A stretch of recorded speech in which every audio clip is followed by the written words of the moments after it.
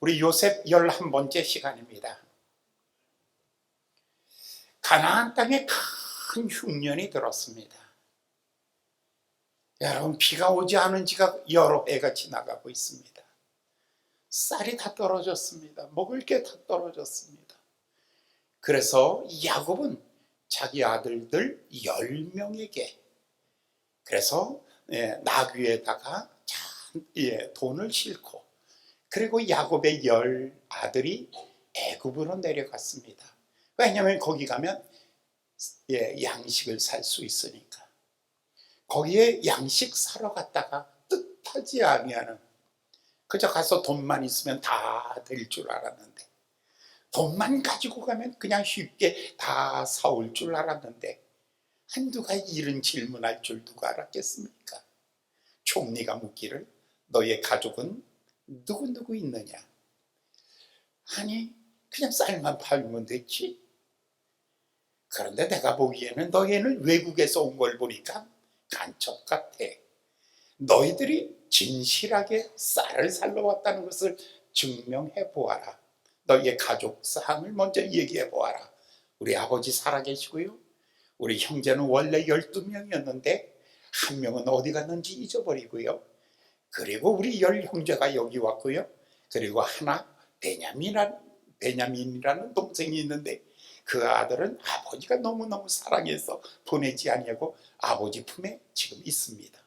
아주 너무 쉽게 얘기했죠. 그랬더니 총리라는 분이 이렇게 말하는 거죠. 그러냐? 그렇다면 가서 그 베냐민이라는 그 동생을 데리고 와봐라. 그러면 내가 당신들이 말하는 것이 진실하다는 것을 증명하겠노라. 내가 그것을 인정해 주겠노라. 그렇다면 그냥 갈 수는 없지. 너희들이 나쁜 놈인지도 모르니까 시므온이라는 그 형 하나를 여기다가 인질로 두어라. 담보로 잡혀놓고 가라. 그들은 꼼짝없이 그럴 수밖에 없었습니다. 왜냐하면 총리라는 권위는 대단한 것입니다. 여차하면 다 죽을 수도 있는 것이죠. 그래서 쉽게, 그러면 시므온이라는 두 번째 아들입니다. 큰아들 루벤이고, 두 번째가 시므온이고, 세 번째 레위, 그리고 네 번째 아들이 유다입니다. 그래서 두 번째 아들 시므온, 두 번째 아들이 성격 다른 여러 형제들 가운데서도 쉽게 분노하고 쉽게 소리 지르고 좀 튀어난 아들입니다. 그래서 그 둘째 아들을 그 감옥에다가 집어넣고 담보로 두어라. 그리고는 쌀을 잔뜩 팔았습니다. 이 쌀을 나귀에다 다 싣고 돌아오는 길에 객주에 들러서 우리 국밥 한 그릇 먹고 가자 라고 해서 국밥 먹으러 객주에 들어갔다가 보니까 보자기 속에 돈이 그냥 들어가 있는 것입니다. 아니, 이거 큰일 났네. 이건 우리는 돈을 주지요 아니하고 갖고 왔으니까 잘못하면 간첩뿐만 아니라 도적대로 몰릴 수도 있는 거 아니야. 그래서 마음에 불안하기 짝이 없습니다. 그렇다고 돌아갈 수도 없고, 그래서 그대로 돌아가자. 어차피 그리고 집으로 왔습니다. 집에 와가지고 오니까 아버지가 묻겠죠. 너 갈 때는 10명이 갔는데 왜 시므온이는 안 보이니? 라고 묻죠. 그러니까 이 형들이 다 이 이야기를 하는 거죠. 아버님, 세상에 이런 일이 있었습니다. 우리가 그 형을 미워해서 버리고 온 게 아니라 어쩔 수 없이 그냥 담보로 잡혀놓고 왔습니다. 다음에 우리가 갈 때 가서 데려오면 됩니다. 그런데 아버지, 이거 한 가지, 두 가지 문제가 발생했습니다. 하나는 돈이 돌아왔습니다. 그냥 왔습니다. 우린 분명히 제 돈을 줬는데 그릇에 돈이 그대로 담겨져 있습니다. 이거 큰일 났습니다. 이 문제 하나. 그 다음에 아버님, 이건 정말 말하고 싶지를 않지만, 그러나 아버지가 그렇게 사랑하는 베냐민이라는 이 동생도 데리고 가야 되니 어떻게 하면 좋겠습니까? 이 말을 딱 들은 아버지의 마음은 싸늘해지기 시작합니다. 아니, 요셉을 잃어버리고 내가 얼마나 슬펐는데, 요셉을 잃어버린 지는 벌써 20년 세월이 훨씬 지났습니다. 그러나 밤마다 잃어버린 아들 때문에 그 피에 젖어서 찢겨진 그 옷을 형들이 가져다가, 아버지, 우리가 오다 보니까 요셉이 죽었나 봐요. 무서운 짐승에게 찢겨 죽었나 봐요. 이거 요셉의 옷 아닙니까? 라고 던져준 그 옷. 그걸 보는 순간 가슴이 다 찢어지고, 그 아버지는 그날부터 밤에는 정말 이 아들 생각에 잠 못 이루는 밤이 너무 많았던 아버지 아닙니까? 그래서 이 아들 잃어버린 것 때문에 베냐민을 더 사랑한 겁니다. 이 아들에게서 위로를 받아야지 하고 막내 베냐민은 정말 눈에 넣어도 아프지 않은 그런 아들이죠. 그런데 이 아들 먼 이국 땅에 저 새카만 나라로 이 아들이 가야 된다면 이것까지 잃어버려. 그런데 아버지의 시름은 점점 마음에 깊어져 갑니다. 그러면서 성경에 이렇게 말하죠. 이제 내가 백발이 성성하여 내가 저 아들을 잃어버리면 차라리 지옥불에 떨어지는 것 같은 이 찢기는 아픔이라고. 그러면서 아버지의 마음속에 깊은 곳 한 자락 베냐민을 보내야 되는데, 그리고 또 형제들의 마음속에는 하나는 어디에? 애굽의 볼모로 잡혀 있고, 또 이 아들을 하나를 또 데려가서 어떤 일이 벌어질지 모르는데 밥을 먹어도 밥 먹는 것 같지 않아요. 가족이 같이 모여 앉아도 서로 얼굴 대면하기가 싫어요. 그냥 모여서 밥만 대충 먹고는 그냥 다 뛰어나가 버리고 마는 거예요. 서로 외면하고 싶은 거예요. 같이 말하고 싶지 않은 거예요. 마음에 상처들이 있는 거예요. 서로 시므온에 대하여 이야기하고 싶지만 말할 수가 없어요. 베냐민에 대하여 이야기하고 싶지만 말할 수 없는 상처를 가지고 그들의 세월이 지나가고 있습니다. 그런데 놀라운 거는요, 이 야곱의 집에 이때 벌써 가족 수가 70명이 넘었습니다. 왜냐하면 요셉도 애굽에 내려가서 결혼해서 두 아들을 낳았잖아요. 에브라임과 므낫세. 그러니까 이 다른 형들도 다 이미 결혼을 했어요.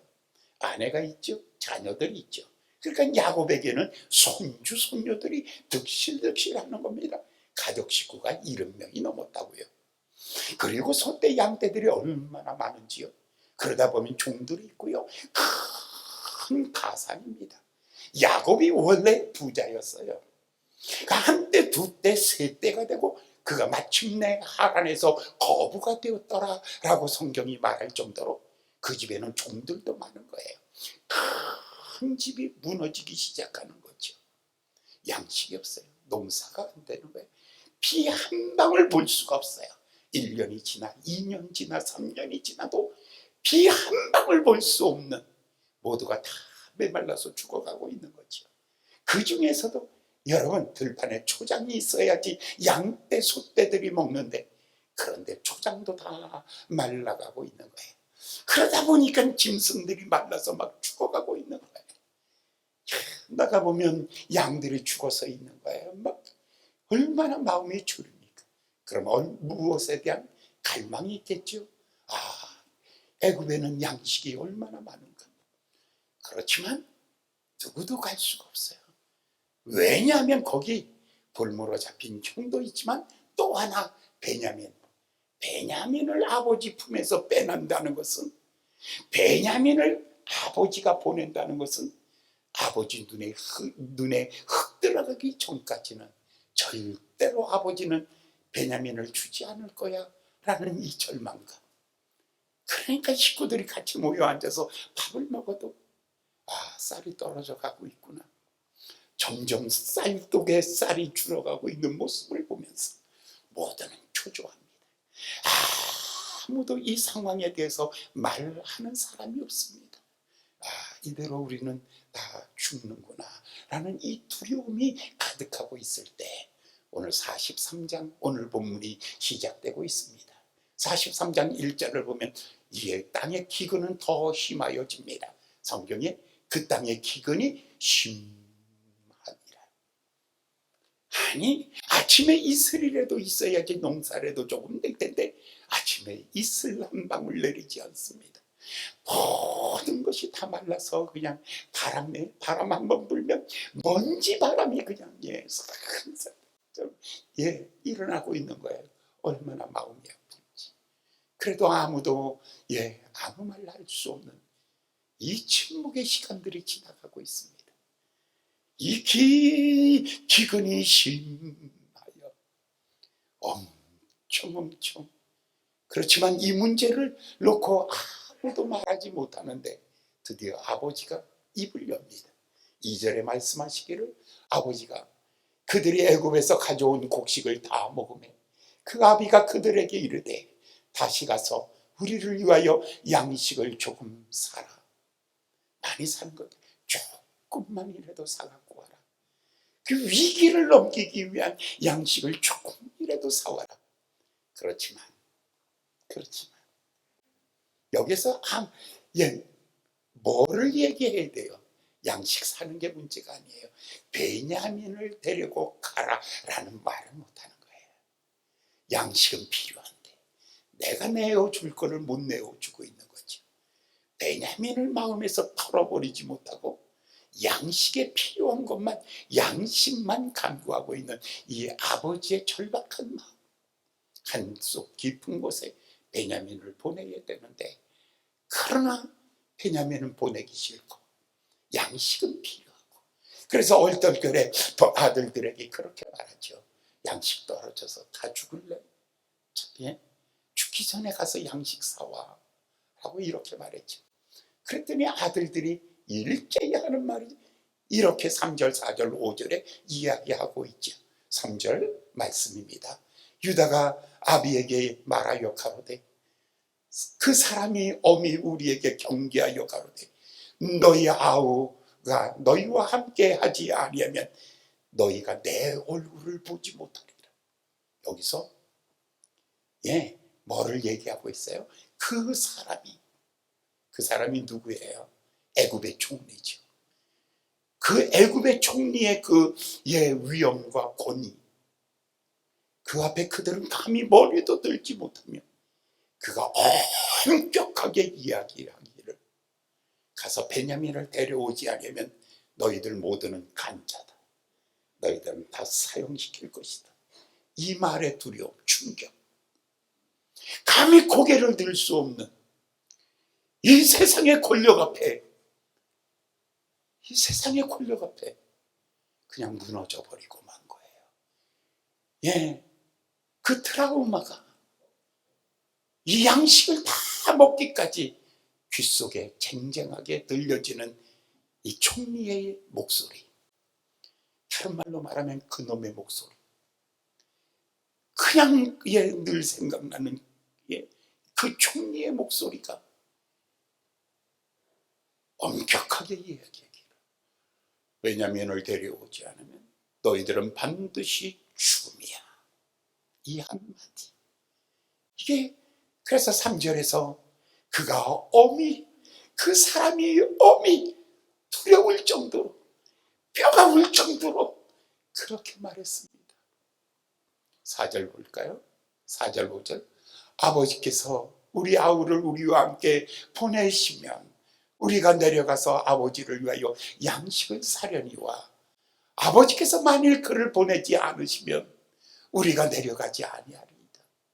그 사람이 우리에게 말하기를 너희 아우가 너희와 함께 하지 아니하면 내 얼굴을 보지 못하리라. 아버지, 그 베냐민을 주지 않으면 우리 못 가요. 가면 다 죽는 거예요. 이렇게 절망하고 있는 것입니다.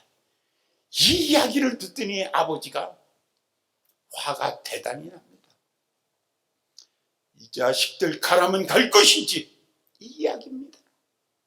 그러면서 말하기를 아버지가 6절 7절에 아버지가 이렇게 말합니다. 이스라엘이 가로되 너희가 어찌하여 너희에게 오히려 아우가 있다고 그 사람에게 구하여 나를 해롭게 하였느냐. 아버지가 원망하기 시작하는 거죠.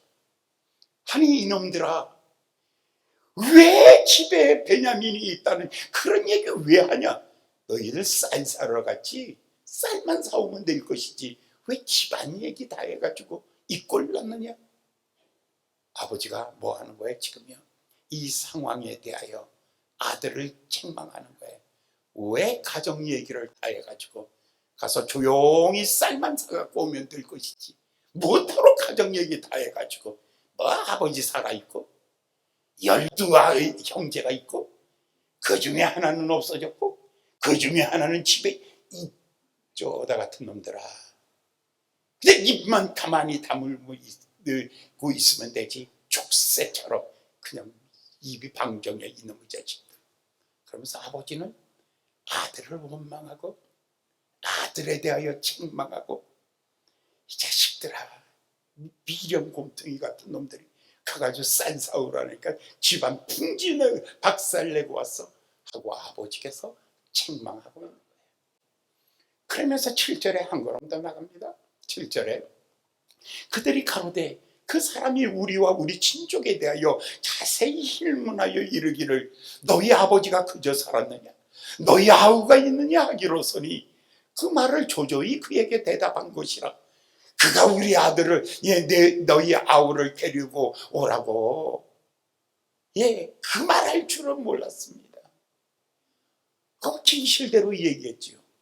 진실대로 이야기한 것에 대하여 책망하기 시작한 거죠.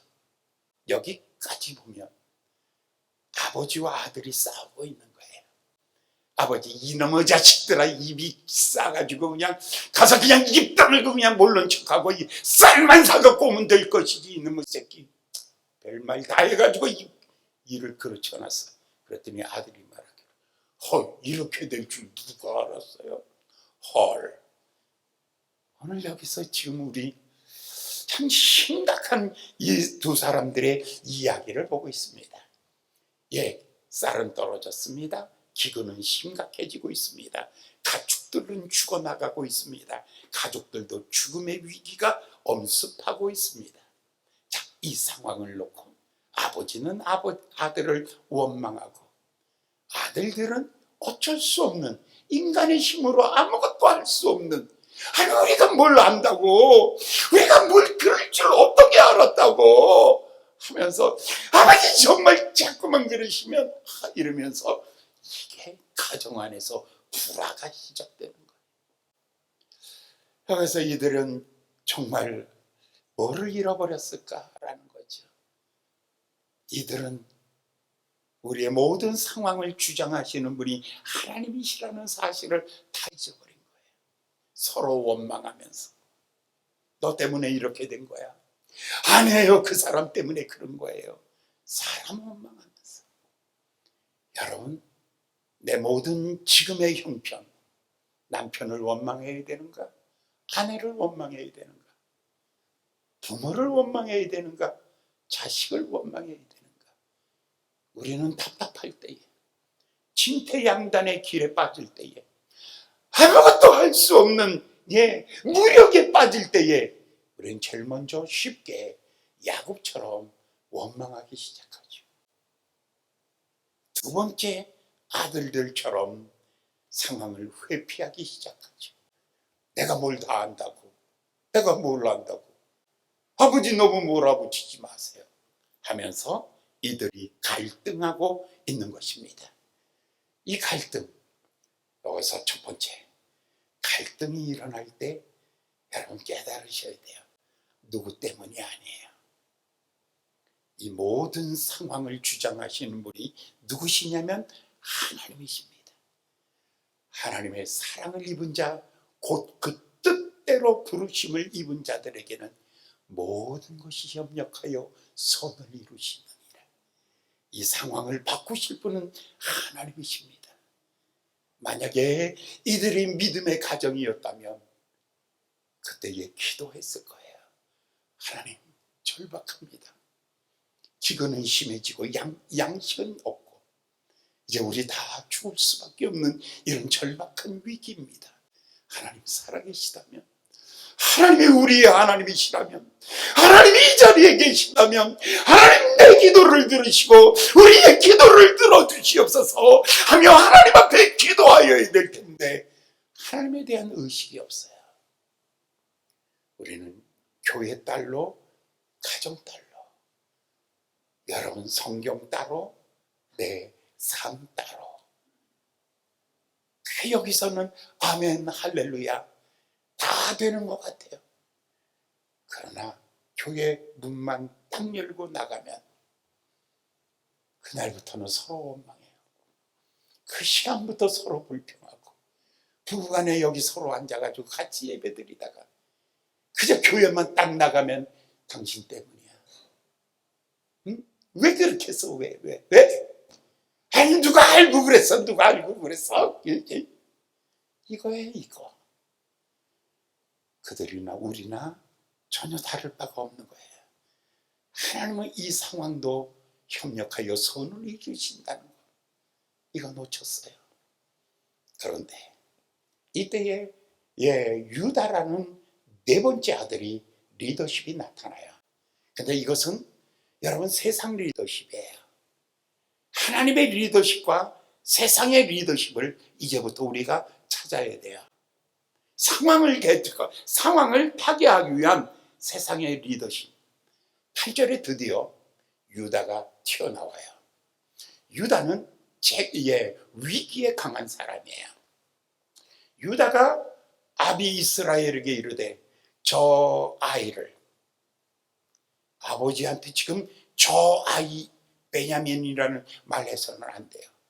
왜냐하면 그 이야기를 빼놓고, 베냐민을 빼놓고 너희 가라라는 거거든요. 그런데 지금 아버지의 아클레스건이에요. 아버지의 가장 마음속에 아파하는 아들이에요. 이 아들에 대한 이야기를 하고 있는 거예요, 지금요. 이건 정면 도전이에요. 지금 가장 정면으로 아버지에게 딱 이야기하기를, 아버지, 저 아이를 나와 함께 보내시면 우리가 곧 가리이다. 그러면 우리와 아버지와 우리 어린 것들이 다 살고 죽지 아니하리이다. 여기서 첫 번째, 위기에 강한 사람이 되셔야 돼요. 비범과 평범의 차이는 위기관리의식이에요. 다 평범해요. 똑같아요. 그러나 비범한 사람은 위기 가운데에 튀어나오는 거예요. 그때에 평범한 사람은 평범하게 늙어만 갑니다. 근데 비범한 사람이 있어요. 그 사람은 위기 가운데에 딱 나서는 사람이에요. 이게 리더십이에요. 여러분들은 위기가 있으면 숨습니까? 나섭니까? 금방 알게 되죠. 여기에서 이 유다는 튀어나옵니다. 위기의식이 위기 가운데 제일 먼저 튀어납니다. 그러면서 아버지의 아킬레스건을 그냥 치고 들어갑니다. 전면 돌파합니다. 그러면서 말하기를 저 아이를 보내주셔야 됩니다. 베냐민을 보내주셔야 됩니다. 여기서 정면으로 치고 들어갑니다. 그러면서 9절에 이 이야기까지는 누구든지 다 할 수 있어요. 여기까지는 다 해요. 애 못 먹는 감 찔러나 보자. 이 정도는 다 해요. 그런데 9절이 있어요. 9절에 내가 그의 몸을 담보하오리니 아버지께서 내 손에 그를 물으소서. 내가 만일 그를 아버지께로 데려다가 아버지 앞에 두지 아니하면 내가 영원히 죄를 지우리다. 이 말은 뭐냐면 내 목숨 걸겠습니다.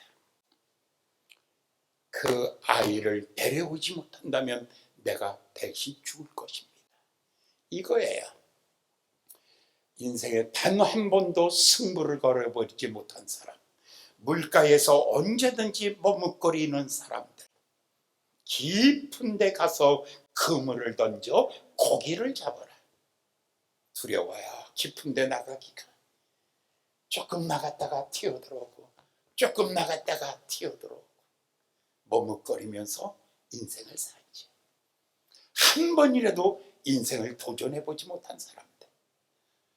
여러분 10대에 배워야 되는 첫 번째가 뭐냐면 꿈을 향하여 도전해보기. 10대에 배웠어야 될 인생의 리더십. 10대에 한 번은 배웠어야 될 인생의 도전들. 그런데 여러분은 평생 살면서 단 한 번도 그런 승부를 걸어보지 못했죠. 언제든지. 지금 여기 요셉의 리더십은 이것입니다. 첫 번째는 사건을 정확하게 보고 나섭니다. 그리고 난 다음에는 책임의식을 갖는 것입니다. 그런데 이 책임의식을 가지고 말하기를 아버지, 내가 이 아이를 데려오지 못하면 영원히 아버지께 내가 죄가 있나이다. 이 말은 죄면 죽는 거예요. 나는 죽겠습니다. 이 이야기를 하지요. 그러면서 10절에 이렇게 말합니다. 우리가 지체하지 아니하였다면 벌써 2번이나 갔다 왔을 것이다. 이 말은 뭐예요? 우리가 지금까지 아버지의 결단을 기다린 것입니다. 딱 했어요. 이제 공은 누구에게로 넘어가야 돼요? 아버지에게로 넘어갔죠. 이 유다라는 사람의 이 37장에 보면 요셉이 구렁텅이에다가 집어 던졌어요. 형들이요. 저놈의 새끼 죽여. 다 죽이자고 구덩이에 던졌을 때 유다가 이렇게 말하죠. 죽이지는 말자. 쟤도 우리 형제는 아니냐. 같은 탯줄 걸머매고 태어났으니 우리 쟤는 죽이지 마. 그리고 차라리 팔아버리자. 살려주자가 아니라 팔자. 살려주자는 최선이고 팔자는 차선입니다. 세상의 리더십은 최선이 아니면 차선입니다. 그렇게 해서라도 나아갈 줄 압니다. 그런데 이 사람을 이때 유다를 보고 있습니다. 그런데 유다의 가문 속에 그 DNA가 흘러가고 있죠. 그 DNA는 여러분, 여러분의 자녀들의 운명은 여러분 스타일에 달려있는 거예요. 여러분들이 자녀들이 머뭇거리면 여러분도 머뭇거리는 사람이에요. 사람만 말로 가리키지 짐승은 몸으로 가리키는 거예요. 그런데 가장 훌륭한 교육은 DNA 교육이에요. 더 무서운 교육은, 그래서 다른 건 다 도둑질 돼도 피도둑은, 씨도둑은 안 된다는 말이 그 말이에요. 그렇습니다. 아버지의 그 모습이 나중에 보면 유다 지파가 광야 40년을 걸어갈 때 날마다 선봉했습니다. 여러분, 모세 시대의 40년 동안, 여호수아 시대의 40년 동안 가나안 정복사에서 항상 선봉했습니다. 사사기 400년 사사기 역사에서도 가장 앞에 섭니다. 여러분, 그 가운데 다윗이 태어나는 겁니다. 그 가운데 다윗이 먼 날 그 씨에서 다윗이 태어나는데, 다윗 17살 때 돌멩이 들고 뛰어나가는 모습을 보십시오. 골리앗과 싸울러 선봉에 서는 이 모습을 보십시오. 이걸 보면 역시 피는 못 속여. 사랑하는 여러분, 세상의 리더, 지금 우리는 두 가지 사건을 해결하는 두 가지 방법을 보는데, 그 중에 첫 번째 방법은 유다의 리더십입니다. 최선이고 최선이 안 될 때는 차선이라는 방법을 선택하는 것입니다. 그런데 이제 드디어 도전장이 누구에게 날렸냐면 유다가 아버지에게 날렸습니다. 당신의 품 안에 있는 베냐민을 내어놓으십시오. 그 베냐민의 목숨에 대하여 제 목숨을 걸겠습니다. 아버지가 주신다면 2번, 3번, 4번이라도 갔다 오겠습니다. 이 이야기를 딱 듣고 난 다음에 이제 아버지의 태도가, 이 도전에 대한 아버지의 응전을 보게 됩니다. 이 도전에 대하여 아버지의 태도가 뭐냐? 11절입니다. 11절을 보겠습니다. 아버지의 첫 번째 태도, 첫 번째는 뭐냐면 그들의 아비 이스라엘이 그들에게 이르되 그러할진대 이렇게 하라, 이렇게 하라. 너희는 이 땅의 아름다운 소산을 그릇에 담아가지고 내려가서 그 사람에게 예물을 삼을지니 곧 유향 조금과 꿀 조금과 향품과 모략과 비자와 파단행이니라. 여기서 첫 번째, 선물 가지고 가라. 이게 아버지 리더십입니다. 유다의 스타일은 돈으로 사람을 움직여라. 유다의 머릿속에는, 야곱의 머릿속에는 세상에 돈 싫어하는 놈 없다. 돈으로 움직여라 하는 게 첫 번째예요. 12절을 볼까요? 두 번째는 돈으로 살아. 역시 이것도 돈이에요. 너의 손에 돈을 배나 가지고 너의 자루 아구에 도로 넣어 온 그 돈을 다시 가지고 가라. 호차작이 있었을까 두렵도다. 원금과 그 돈 갖고 가라. 첫 번째는 물질관입니다. 한번 따라해 보실래요? 돈이면 다 된다. 네, 그렇게 사세요. 그렇게 살지 말라는 얘기 절대로 안 합니다. 그렇다고 고쳐지지 않으니까. 저도 질렸어요. 정말 여러분이 돈에 대하여 집착하는 걸 보고 정말 제가 질렸어요. 정말 놀랐어요. 돈이 여러분의 키를 키웁니까? 생명을 얼마나 연장합니까? 그런데 보십시오. 그냥 갑시다. 네, 여기서 그 스타일이에요. 어렸을 때 돈 주고, 자, 팥죽으로 형에게 팥죽 주고 장자명분 샀어요. 아버지에게는 양을 잡아서 갖다 별미를 통해서 장자의 축복을 받았어요. 삼촌의 집에서 20년 동안 땀과 노동의 대가를 지불하고 그가 부를 얻었어요. 그는 지금까지 공짜로 얻은 것은 하나도 없습니다. 다 대가를 지불했습니다. 다 당당한 거예요. 오늘까지 그렇게 살았어요. 그런데 어느 날 털리기 시작하죠. 어느 날 그 돈이 털리기 시작하는데 드디어 야복강 나루터에서 한 방에 털려버리고 맙니다. 강 건너편에 형이 에서가 400명의 군대를 거느리고 진을 치고 있습니다. 그때 첫 번째 사람을 보냅니다. 두 번째 물질을 보냅니다. 그러면서 양 200마리, 암염소 200, 수염소 200, 암양 200, 수양 20, 약대 30, 암소 40, 황소 10, 나귀 30. 어마어마하게 보냅니다. 털리는 거예요. 다 보내는 거예요.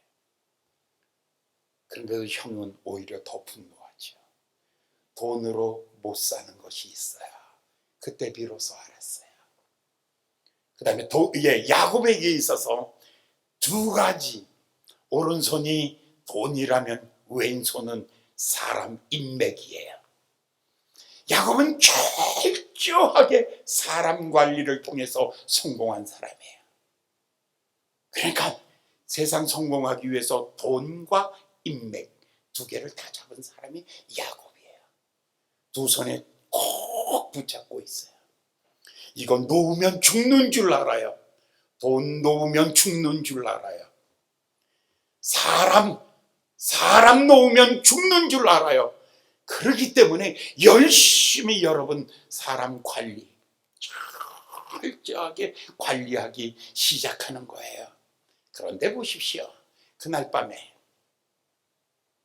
다 보냈는데 형은 더 화가 났어요. 건너와, 오면 죽는 거야 너. 그러면서 오히려 소리가 더 커지는 거예요. 그래서 두 번째 보내는 게 뭐예요? 아내도 자식까지 다 보내는 거예요. 싹 다 보내는 거예요. 인맥 중에서 제일 좋은 인맥이 가족 아니겠어요? 아니, 자식보다 더 확실한 내 보장이 어디 있어요? 내 자식까지 다 끊어서 보냈어요. 그런데도 두려웠어요. 그런데도 문제가 해결되지 않는 거예요. 돈 보냈어요. 사람 보냈어요. 다 보냈어요. 해결되지 않는 거예요. 원하는 그렇게 해결되는 게 아니에요. 쉽게 생각하지 마세요. 그래서 누구 눈에 피눈물 나게 하는 일은 절대로 하지 마세요. 그렇게 쉬운 문제가 아니에요. 사람의 마음의 상처란 것이 그렇게 무서운 거예요. 여러분, 사람 무시하면 절대로 안 되는 거예요. 야곱이 철저하게 값을 지불하죠. 성경에는 이렇게 얘기하고 있죠.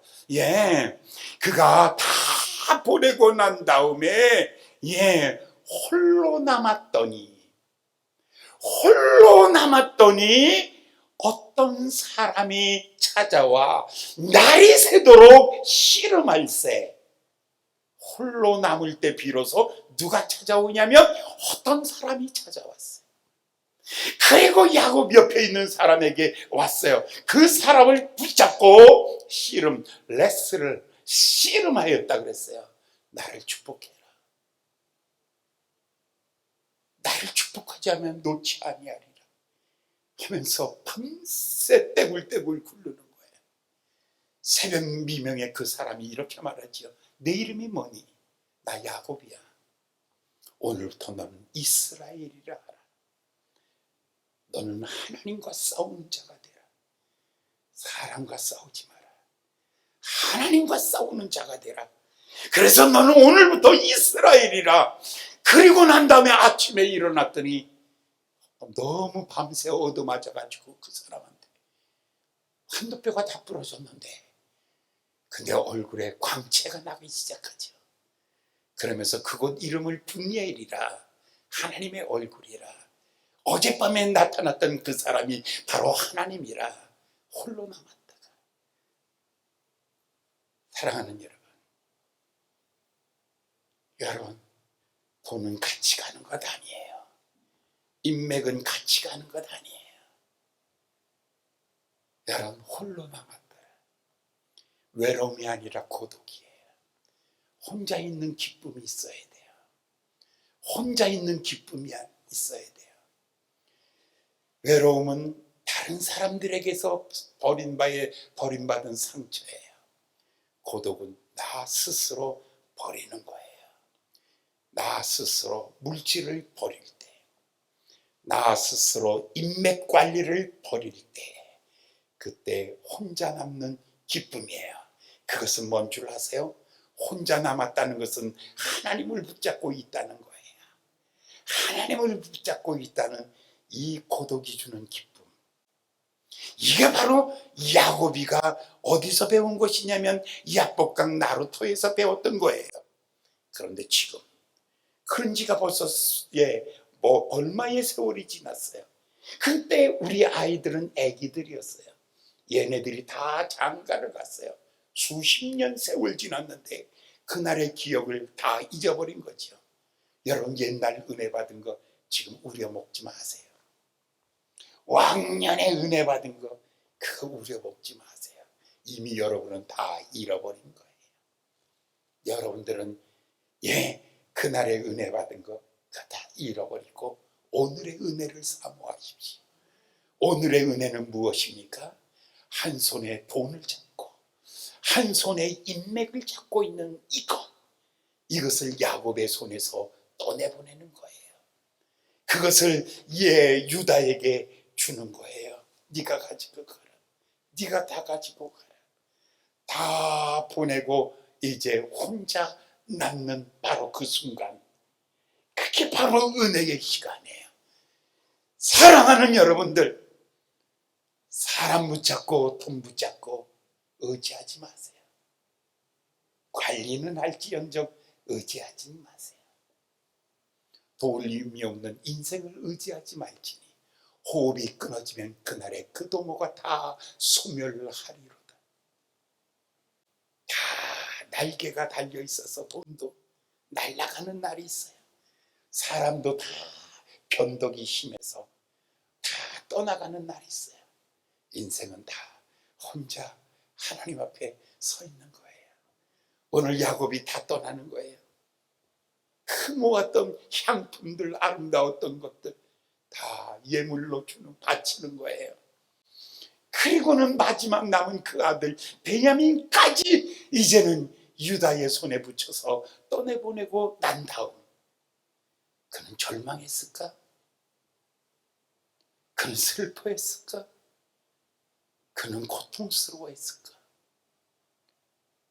목사란 도대체 누구인가? 나는 내 삶을 어떻게 살았는가? 보면서 첫째, 돈 의지하지 말라. 두 번째, 사람 의지하지 마라. 그저 이 사람 붙잡고 저 사람, 그런 거 하지 마라. 하나님 앞에 그냥 당당하게 서 있어라. 하나님 앞에 먼 지평선 보고 당당하게 서 있어라. 이게 바로 회개입니다. 성경에 너희가 나를 따르거든 자기를 부인하고, 자기 부인, 나 없는 걸로 쳐, 나 없어, 이거 자기 부인 아니에요. 자기를 부인하고 내가 의지했던 거, 그거를 털어내는 거예요. 자기를 부인하고 제 십자가를 지고 나를 쫓지 아니하면 능히 나의 제자가 되지 못하리라.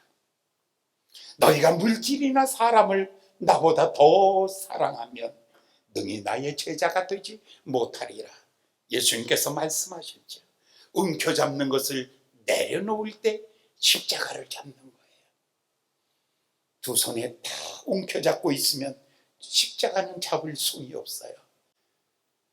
사람은 손이 두 개잖아요.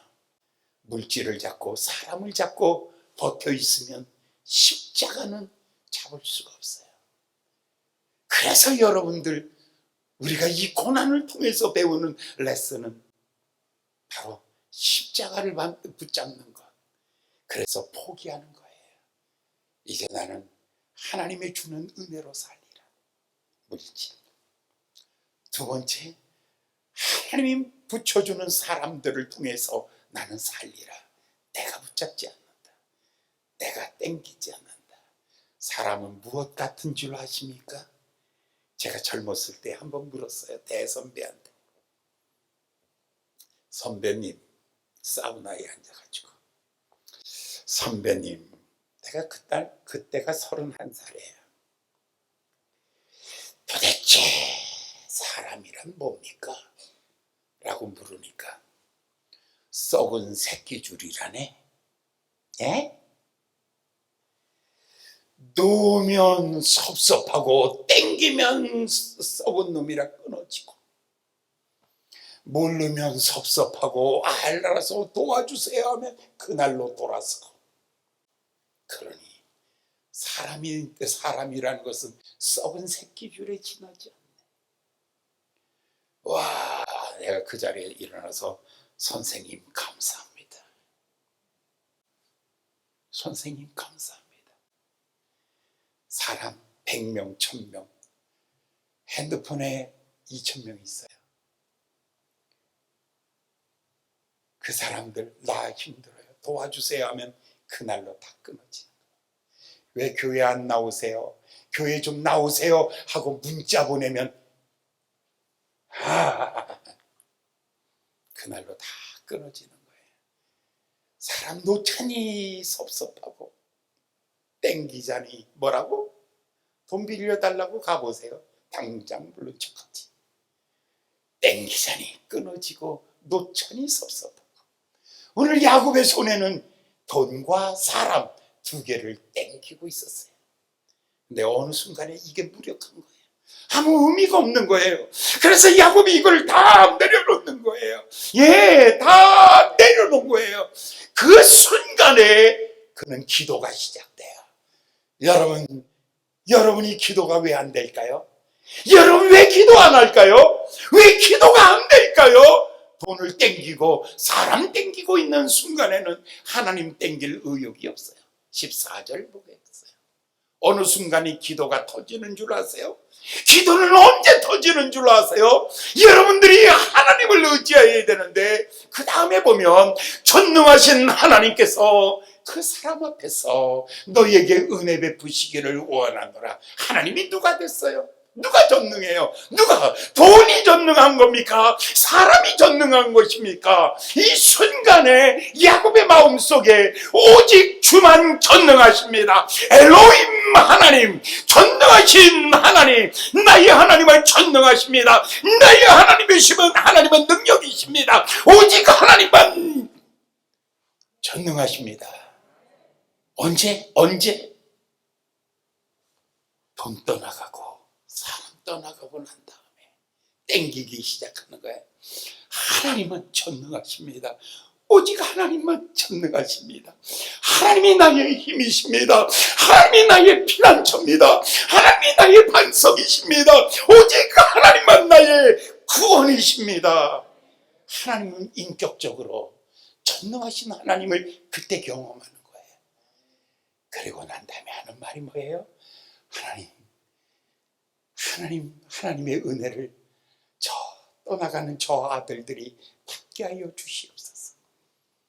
이제 하나님, 너희에게 은혜를 베푸사 유다에게 은혜 베풀어 주시고, 저 베냐민에게 은혜 베풀어 주시고, 시므온에게도 은혜 베풀어 주시고, 이제 이들에게 은혜 베풀어 주시기를 원합니다. 그리고 하는 말이 내가 자식을 잃으면 이를 이루다. 이 정도 와야지 하나님 붙잡은 고백이에요. 돈 없어도 기쁨으로 살지요. 이 정도 되면 하나님 붙잡은 거예요. 사람들이 안 도와줘도 걱정하지 마세요.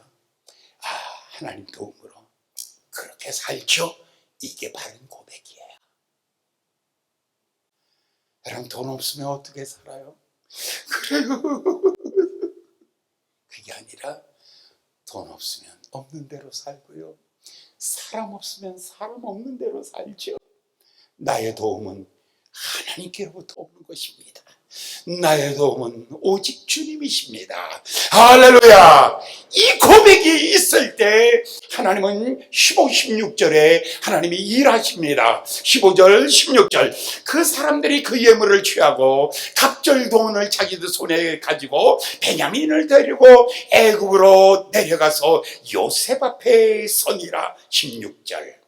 요셉이 베냐민이 그들과 함께 있음을 보고 자기 집 총지에게 이르되 집으로 인도하여 드리고 짐승을 잡고 준비하라. 이 사람들이 오정에 나와 함께 먹으리라. 뭐를 하고 있어요?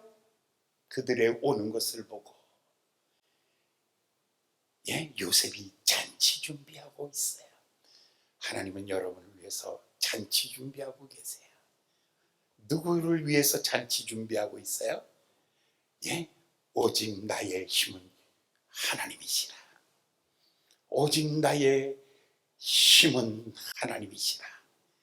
하나님, 내 인생에 은혜 베풀어 주시기를 원합니다. 이 고백이 있는 사람에게 하나님은 여호와 이레, 하나님은 기쁨으로 여러분들을 위해서 준비하고 있는 것입니다. 이들의 갈등의 과정을 보면서 오늘 여러분들, 우리도 똑같이 어려운 거예요. 이 어려움 속에서 오늘 야곱 두 가지를 내려놨어요. 물질을 의지하던 마음, 사람을 의지하던 마음, 두 가지를 내려놓았더니 하나님은 나의 힘이시라. 하나님은 나의 도움이시라. 하나님은 내게 은혜를 베푸사 내 가는 길에 빛을 비춰주시느니라. 이 고백이 일어나고 하나님은 그 고백을 들으시며 우리를 위하여 예비하십니다. 여러분의 가정에 이번 한 주간에 오늘 입춘 대길인데 그냥 좋은 일 많이 일어나기를 예수님의 이름으로 축원합니다. 기도하겠습니다. 자비로우신 귀하신 아버지 하나님, 오늘 야곱이 이제 세상에 투쟁하던 모든 것들을 다 내려놓고 주님을 바라봅니다. 주께서 그의 손을 붙잡으시고 그의 인생길을 인도하시고 예비하신 복을 받게 하신 하나님, 오늘 사랑하는 모든 성도들 속에 이 은혜 부어 주시옵소서. 예수님의 이름으로 간절히 기도하였나이다. 아멘.